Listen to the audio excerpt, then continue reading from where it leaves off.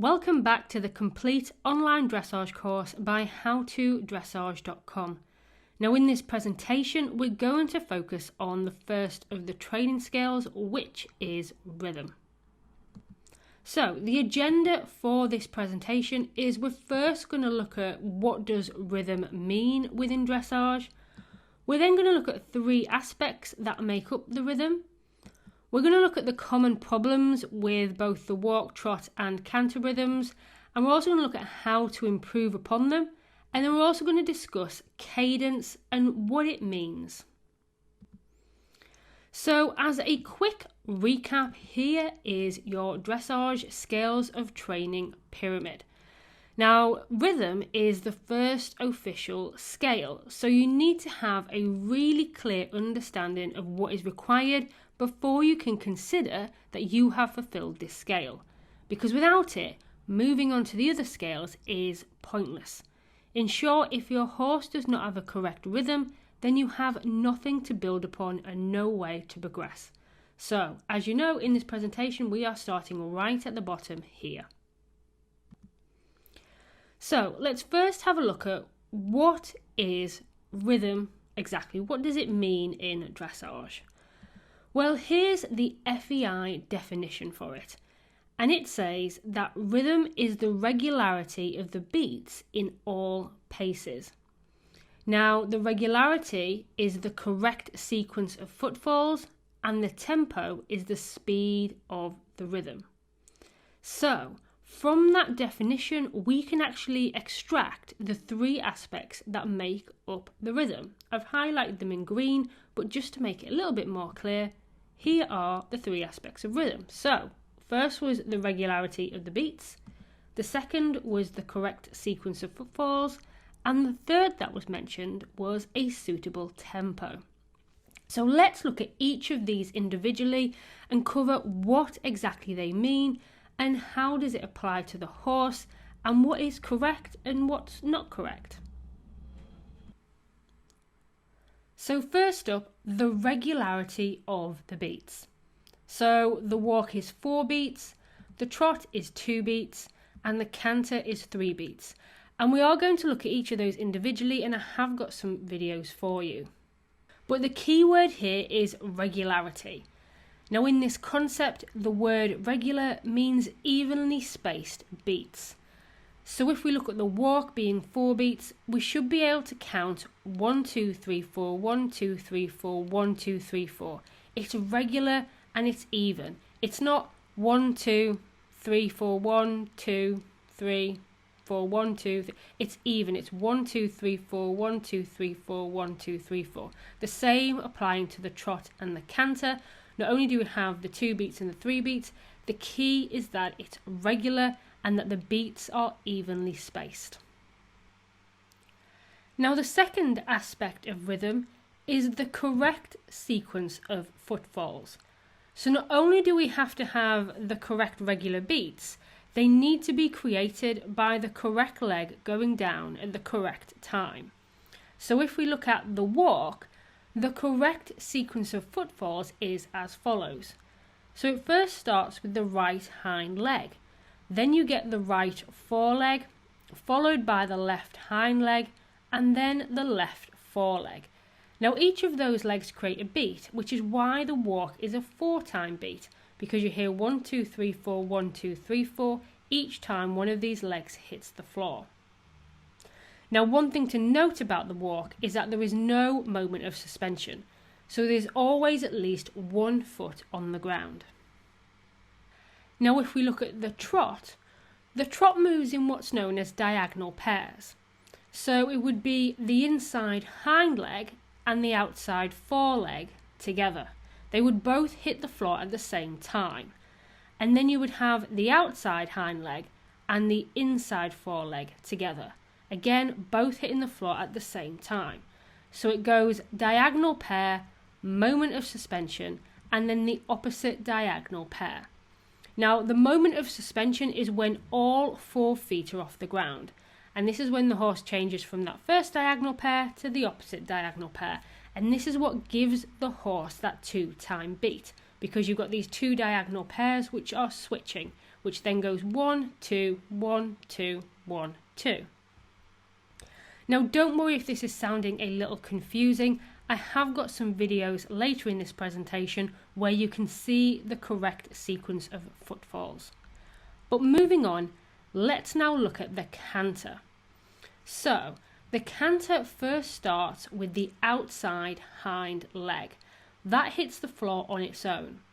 And then you have a diagonal pair of the inside hind leg and the outside foreleg hitting the floor together. And then finally you have the inside foreleg, which is the leading leg of the canter. This is then followed by a moment of suspension, which is when all the horses' forefeet are off the ground before that sequence commences again. So, for an example, if the horse is in right canter, the sequence would be first initiated by the horse's left hind leg. It would then be followed by a diagonal pair of the right hind leg and the left foreleg, finally by the right foreleg, which would be the leading leg. Again, don't worry if this is confusing, you'll be able to see it a lot clearer in the videos. But this covers the second aspect of rhythm. So the first one is knowing that you need to have those regular beats, and the second one is knowing that they need to be created by the correct leg of the horse going down at the correct time. Now moving on to the third aspect of rhythm, and that is a suitable tempo. Now tempo means the speed of the rhythm. So in essence, how quick is that rhythm going? Now, when we talk a lot about the tempo and the speed of the rhythm, a lot of people still get confused and they kind of say to us, yes, we know the speed of the rhythm, but what exactly does that mean? And they want a little bit more explanation around it. So I have an example to help explain this for you. So I want you to picture that you and your friend are going out on a hack. And you are going to be riding a really large horse. Think of something 16 to 17 hands upwards. And your friend's going to be riding a little pony. Think of something round about the size of 12'2". And you're both going to ride down the road trotting. Now, you and the large horse are probably going to have to rise to the trot a lot slower than your friend on the little pony. So you might have to rise going up, down, up, down, where your friend on the pony is probably going to have to rise quicker. They would probably go up, down, up, down, up, down, up, down. Now, if we look at both of them trotting and we apply the three aspects of rhythm to it, firstly would be the regularity of the beats. Now, the trot is a 2-beat pace. So we ask ourselves, okay, have they both got 2 regular beats? If we heard them clip-clopping down the road, would we hear that regular 1, 2, 1, 2, 1, 2? Well, yes, we would. The second one is the footfalls. Are their legs moving in diagonal pairs? Have we got the left foreleg with the right hind leg and vice versa? Well, yes, we do. So then what is the difference between these two horses? The difference is the tempo, the speed of the trot. The speed of the trot is quicker on the little pony than the large horse. Now this leads into the question, well, what is the correct tempo? Which of these horses is moving at the correct speed? Well, technically both of them are, because the correct tempo is almost natural to the horse.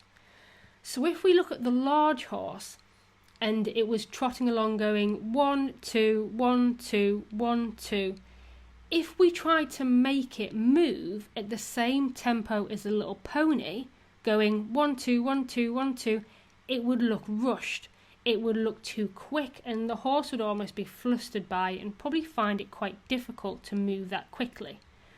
However, if we flip that inside and we look at the pony, and we try and make the pony move to the same tempo as the large horse, so instead of going 1, 2, 1, 2, 1, 2, it went 1, 2, 1, 2, 1, 2, again it would look too slow and almost laboured.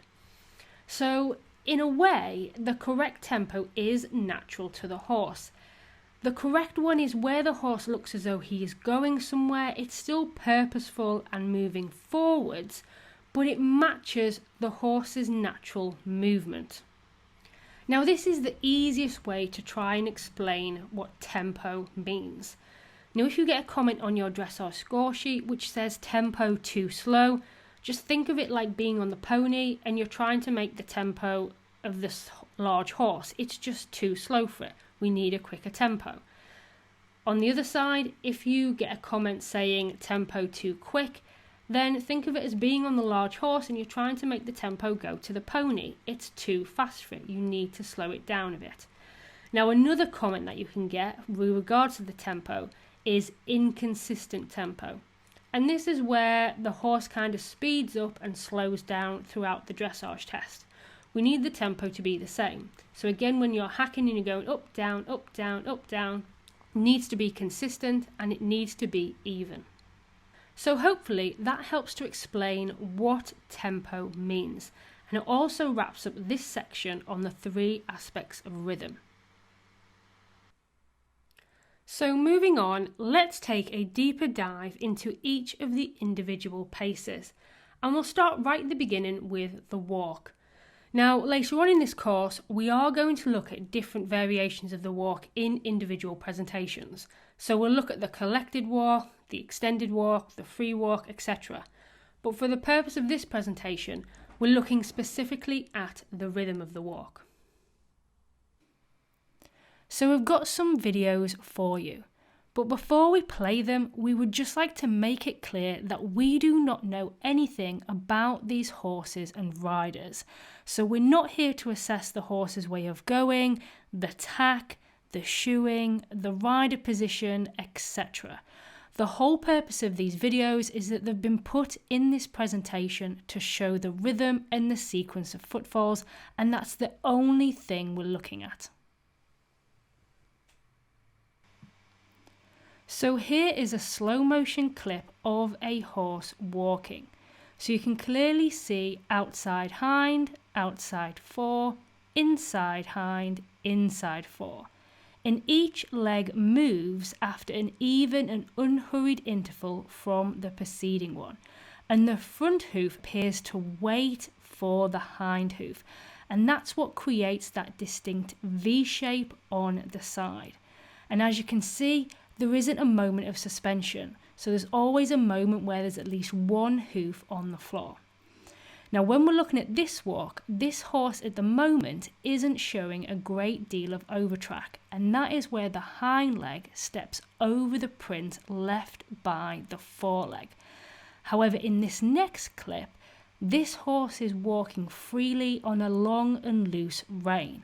And you can clearly see a huge overtrack of that hind leg swinging right past and over the footprints that are left by the horse's front legs.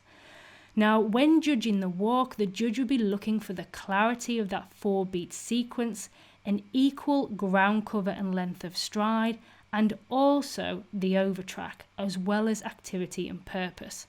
So here's the walk from the front, and you can clearly see the legs on each side moving left and left, right and right.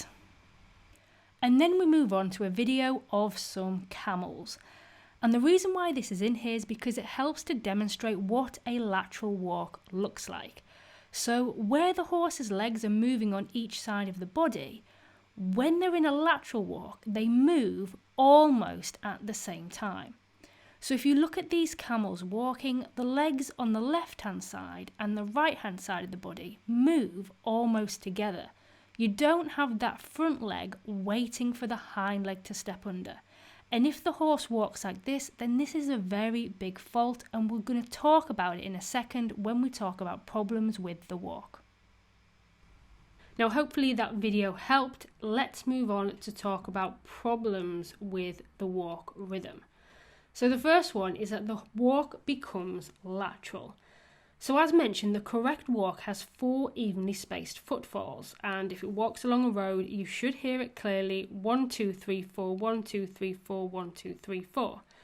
Now, when that even spacing between those footfalls is lost, you get the lateral walk, which looks more like the way a camel walks.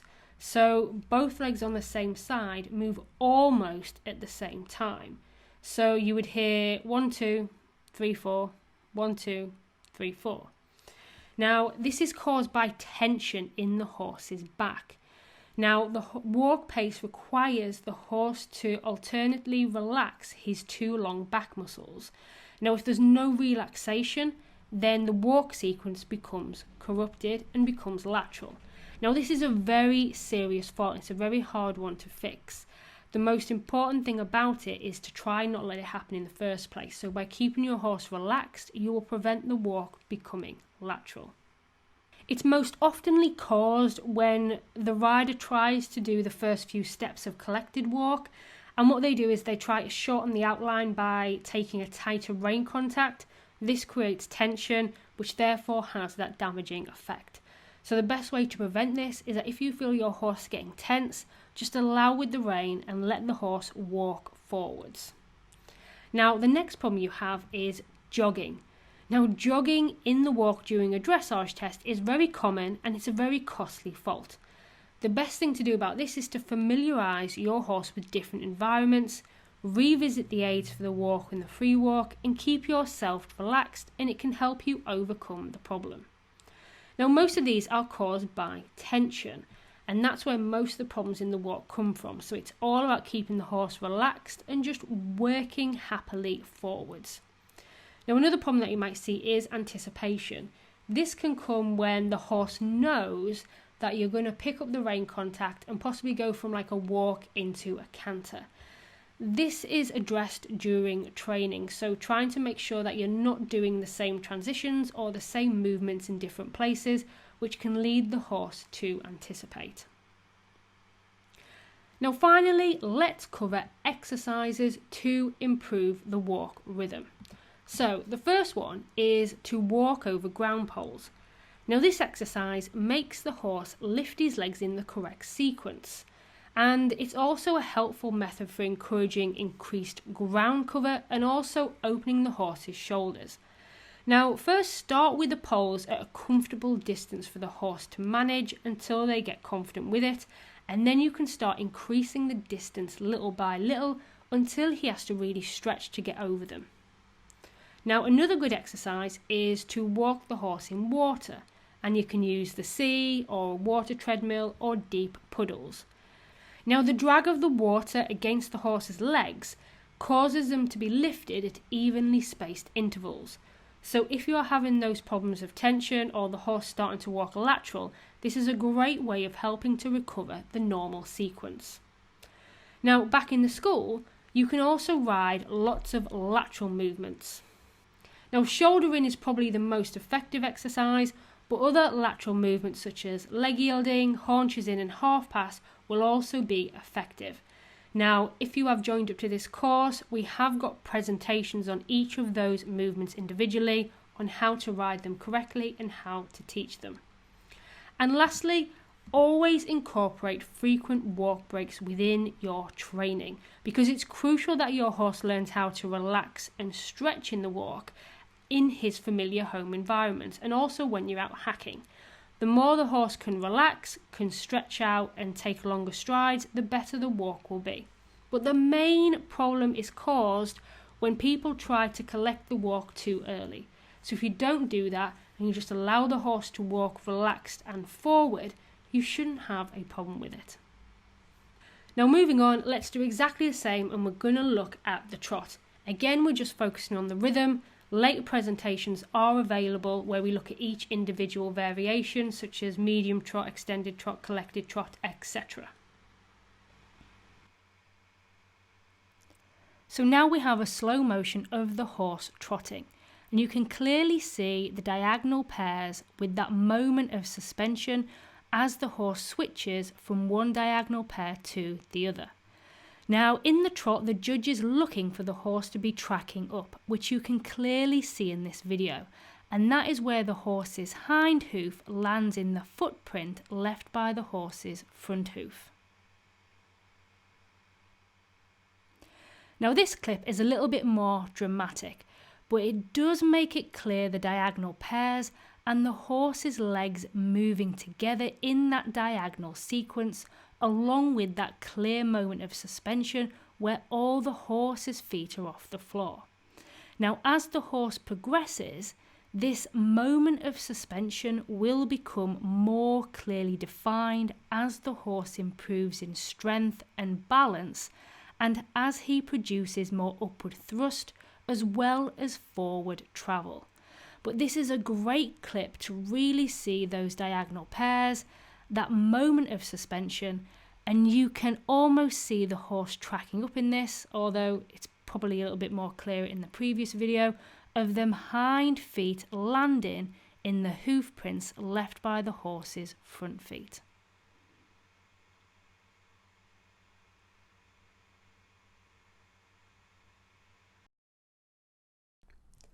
And we can now move on to talk about problems with the trot rhythm.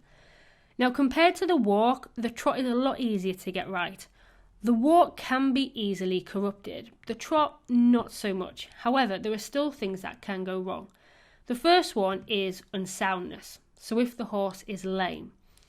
Now, because the trot has that clear 1-2 beat rhythm, it's a lot easier to spot unsoundness in trot than it is in the walk and the canter, hence why you see horses getting trotted up for vet inspections, etc. Now, hopefully, if you are riding your horse is sound. Now, another problem that you can have is a gaited horse. Now, a gaited horse, and pacers as well, they do not have the natural trot gait. Instead, they've been trained to move in a different way for a different purpose. And this means that they're not suitable for dressage unless they are retrained and the sequence is recovered. However, for most people watching this video, you probably don't have this issue. But another problem to talk about is that of speeding up and slowing down, which is that inconsistent tempo which we talked about when we were talking about those horses trotting down the road when we were going hacking. Now, speeding up and slowing down usually happens when the rider tries to ask for medium or collected strides. So the strides don't lengthen or shorten, instead the steps just get quicker or slower. Again, this can happen when the rider tries to ask for impulsion, the horse just speeds up instead. So the tempo must stay consistent, and when you are riding these medium, collected and extended strides, it should be that the strides just lengthen or shorten. It's not a case of speeding up and slowing down. And as mentioned, we'll cover those more in depth when we look at those variations of the paces in those individual presentations. Now, moving on, let's talk about some exercises to help you improve the trot rhythm. Now, obviously, if the horse is unsound, there isn't an exercise that's going to help put it right. So if the horse is suffering from lameness, a sore back, or incorrectly fitting tack, there's no exercise that's going to make the trot rhythm correct. So you should first get that addressed to make sure that the horse isn't in any pain. But then moving on from that, here are some other ways to help you improve the trot rhythm. So the first one is to go rising. You going rising to the trot can really help to maintain a consistent tempo. It also helps the horse's back swing and give the pace more elevation. Now, you should also definitely go rising if you have a young or a green horse, because again, going rising can help the horse use his back correctly. And also, if you have an older horse, take extra time warming up before you take up a sitting trot. Now, another good tip is to ride forward without rushing. Don't allow the horse to dawdle. That can kill a lot of the suspension and it just makes the trot flat and laboured. So make sure that you are riding forward in a suitable tempo. Now next, when we look at the moment of suspension in the pace, here are two ways to help improve that and enhance the pace. So first is trot, canter, trot transitions.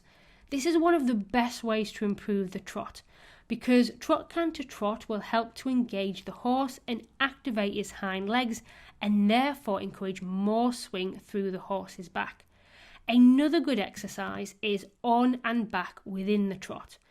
Now, this is an exercise within the trot itself, so you're going to push the horse forwards, maybe into more of a medium trot or lengthened strides, and then you're going to bring the horse back again into more of a working trot, possibly a collected trot. The key here is that you don't push for more than what the horse's balance can cope with, and remember to allow with your hand so that the horse can lengthen his frame. Again, this works well by encouraging the horse to engage the hind legs, therefore lifting the forehand, encouraging swing and increasing that moment of suspension. Now lastly, let's move on to talk about the canter. Now, as mentioned, we're not looking at the individual canter variants such as collected canter, etc. We're looking at the rhythm of the canter, the footfalls and the tempo. And also remember that we're not here to judge the riders, the horse's overall way of going, the tack used, etc. The whole purpose of these videos is just to be able to look at the canter gait. So this is a slow motion of a horse cantering on the left rein. So you see the outside hind has just come down to the ground. We then have a diagonal pair of the inside hind and the outside fore, followed by the inside fore, which is the canter leading leg.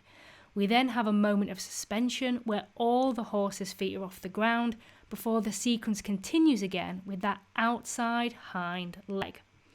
Now the quality of the canter is enhanced by a pronounced moment of suspension, sometimes called jump. Again, this is when all the horse's feet are off the ground, and this is what gives the potential for the development of flying changes. And then our favourite dramatic clip, outside hind, diagonal pair, inside fore. Now this horse in the clip is really motoring on, so you can really see that moment of suspension, all the feet are off the ground, outside hind, diagonal pair, inside fore.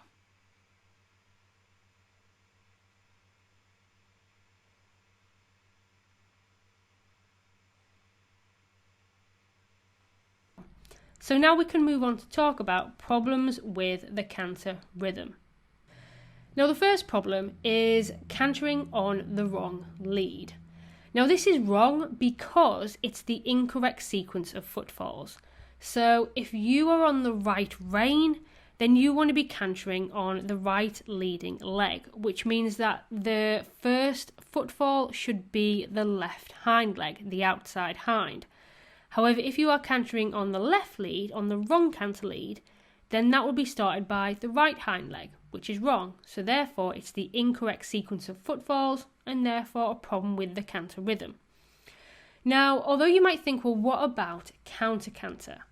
Now, even if you're in counter canter, the sequence should still be as we've described. It should still start with the outside hind leg. Now, this is because when we talk about inside and outside, we're not talking about the arena. So we're not talking about the inside of the arena and the outside of the arena. What we talk about is the way the horse is bent. So when the horse is in counter canter, if it's on the right rein and in counter canter, so cantering on the left lead, the horse is then bent to the left. So the outside hind leg is still the right leg. So that sequence is still correct. Now, if that sounds confusing, please don't worry about it. We do cover more about this in the presentation, which is purely on counter canter later in this course. But for the purpose of this video, just know that in order for the sequence of footfalls to be correct, the horse needs to be on the correct canter lead. Now moving on, the next problem is when the horse canters disunited. And this is also called cross cantering. And this is where the sequence gets disrupted. So in true canter, the leading foreleg and the leading hind leg appear to be moving on the same side, which is shown in this picture. So this is the leading foreleg, this is the leading hind leg, and they're on the same side of the horse. When the horse is disunited, the leading hind leg appears to be on the opposite side of the horse, to the foreleg that is leading. Now, as a rider, you can usually tell that the horse is disunited really easily because the canter feels very lumpy, very uncomfortable, and very unbalanced. Now, moving on to the last problem in the canter, and that is when the canter is forebeat. And this is when that moment of suspension is missing. This is a very serious fault and it will be heavily penalised in the competition environment. Now, a 4-beat canter happens when that canter gait becomes irregular. So that diagonal pair of legs that move in the canter sequence is broken and the gait kind of becomes rolling and stiff, and it looks almost like a cross between a trot and a canter. It's actually sometimes nicknamed a tranter. And when the horse canters in this 4-beat way, it often becomes disunited as well. Now, this usually happens when a rider tries to collect the horse and instead just slows the canter down and kills all impulsion and all suspension, and the horse ends up shuffling along in that tranter motion. So you don't want that. One of the key things to do is to keep the horse moving forward, and it will recover the natural 3-beat sequence on its own. So now we've done the problems, let's look at exercises to improve the canter rhythm. So firstly, ride energetically forwards without rushing. That's what we've just talked about in that last point where we were looking at that 4-beat canter. This is a very good supplement effect just by riding the horse forward, because it increases the stepping under effect, which will activate the activity of the hind legs and create roundness in the frame. Now, another good exercise is to ride transitions into and out of the canter. Now, frequent trot to canter transitions will help everything. They will encourage the horse to develop engagement and carrying capacity whilst building all important quality of the frame. Now, you can also use canter to trot transitions and also more direct ones such as walk to canter and canter to walk. Be sure to make sure that the strike-offs are into the contact and that they're fluent, and the horse allows your balancing half-halts to come through. And you can practice making your canter aids more coordinated and more subtle. Again, if you need any help with these transitions, we are covering presentations on them later on in this course. Now, the next one is to ride transitions within the canter, the same as what we talked about in the trot. So you are pushing the horse forwards for a few strides and then bringing the horse back for a few strides. Again, only do it within the balance confinements of the horse. You don't want to push the horse out of balance. Just do as much as the horse is capable at for his level of training. Now, the last one, a little bit more advanced, but it's shoulder in and counter canter. These are probably the best tools for improving the canter rhythm. Shoulder in encourages the inside hind leg to step under more to take more weight, therefore making the shoulders and the forehand lighter, whereas counter canter again helps to engage and strengthen the horse as well as working on his flexibility. Now again, if you need help with those, we are going to do presentations covering those movements more in depth later on in this course. But for now, let's move on and talk about cadence. It might be a word that you've heard of before, but what is it? Well, to an onlooker, a horse that is working with obvious cadence is supremely athletic and light on his feet and appears as if he's dancing on air. The paces are expressive and full of energy and lift. Now, the USDF Glossary of Dressage Judging Terms defines cadence as the following. So it's the marked accentuation of the rhythm and the beat that is the result of a steady and suitable tempo harmonizing with a springy impulsion. Now, for those that don't know, USDF stands for the United States Dressage Federation. And to accompany their definition, let's look at what the FEI has to say.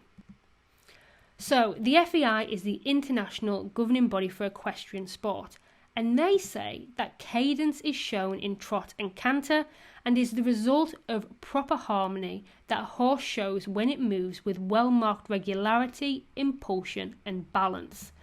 Cadence must be maintained in all the different trot or canter exercises and in all the variations of these paces. Now, if you notice, it just says trot and canter, it doesn't say walk, and that is because the trot and canter are the paces with that moment of suspension. If you remember back to the beginning of the presentation, we did say that the walk does not have this moment of suspension because it always has at least one foot on the ground. Therefore, it can't be said to have cadence. Cadence is when the horse has this extra spring and lift and impulsion within that moment of suspension, which is combined with a refined rhythm. In essence, rhythm is essential for cadence. If you don't have a good rhythm, your horse will never be able to develop cadence. So, to wrap this presentation up, rhythm is the first official building block in the scales of training. A correct, regular rhythm is essential if you are to make progress up the dressage levels and also be successful in competition. Because without a good rhythm, you will never be awarded good marks in a dressage test and you will have no foundation to build upon. Now, remember there are 3 aspects to the rhythm. The first is the regularity of the beats, so that even spacing. The walk having 4 beats, the trot having 2 beats, and the canter having 3 beats. And then we need to have the correct sequence of footfalls, which we covered in those videos.